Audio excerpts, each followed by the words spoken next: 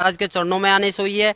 और इसके अलावा किसी भी मुसलमान पंथ या किसी भी मुसलमान प्रवक्ता के पास ऐसा कोई भी मार्ग नहीं है। मैं खुद एक मुसलमान होके आप सभी भाई बहनों को ये बताना चाहता हूँ कि जितना भी मैंने नमाज पढ़े, मुझे पता है नमाज में क्या पढ़े। नियत बांधते हैं उस अल्लाह ताला के बारे में, फिर बोलते हैं सना सुबहानक अल्लाहुम्मा व बिहम्दिका व तबारक अस्मुका।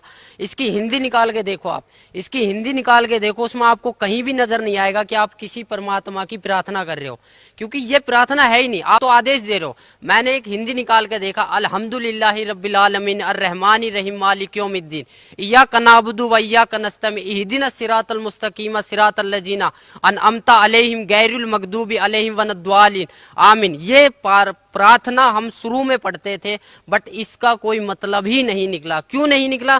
क्योंकि इसमें कोई प्रार्थना की चीज है ही नहीं। हम तो आदेश दे रहे हैं कि ए पैगंबर तू वहां जा, तू फलानी जगह, तू ये काम कर, तू ये काम कर। ये तो हम एडवाइस कर रहे हैं, पर हमें एक प्रार्थना करनी है।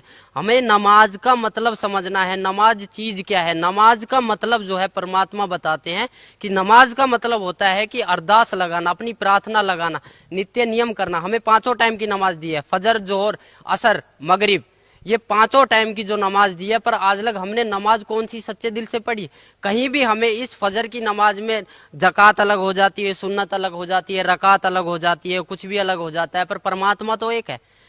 हम पैदा होते हैं तब हम हिंदू होते हैं, और जब हमारी मुसलमानी कर दी जाती है फिर हम मुसलमान बन जाते हैं। ऐसा क्यों? अगर मालिक मुसलमान ही बनाना था तो वो जो मुसलमानी होती है वो ऊपर से ही क्यों नहीं बना के भेजी? इसका कोई जवाब है? किसी भी मुल्ला जी के पास इसका कोई जवाब नहीं है। ना ही हमारे मोहम्मद साहब ने कभी मांस को छुआ था। मोहम्मद साहब के 1,80,000 शिष्य हो गए थे, ना ही उन्होंने कभी मांस को छुआ, और ना ही उन्होंने कभी बोला कि तुम मांस को खाओ। कभी भी किसी ने बोला नहीं है। मेरी सभी मुसलमान भाइयों, पूरे हिंदुस्तान, पूरे वर्ल्ड के मुसलमान भाइयों से प्रार्थना है कि मांस खाना, ये समझ लो हम अपने बेटे की कुर्बानी दे रहे हैं, हम अपने बेटे के मांस को खा रहे। एक मांस दूसरे मांस को खा रहा है, इससे बड़ा राक्षस और होगा कौन?